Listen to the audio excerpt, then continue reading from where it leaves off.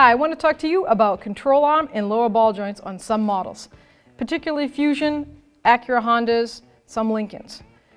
What happens is you go to replace your lower ball joint, which is one-piece control arm. This is the way you'll receive it, with a new nut, and then the plastic shipping that covers just a protector for the boot that gets discarded. And what happens is when you take the old one out, it might look like that. And that is because the spacer here that comes from the factory, that is part of the knuckle, it's a little sleeve, gets frozen onto this ball joint from over time being pressed in. And then the rest forms around it, so when you take it out, it's gonna look just like that. And then you get your new ball joint and you're like, hey, it's not the same size. You need this part.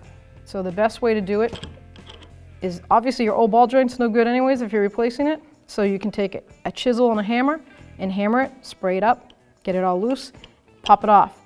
Try your best not to damage this. You definitely don't want to damage any part of this inner sleeve. This would probably be a dealer part, and it's going to come with the knuckle. Some dealers will have it separate for you, but it might have to be ordered. Then you're going to place it right back in the way it was. As you can see, this knuckle already has two of them in there. And then you install your new ball joint. Put that spindle right down in there.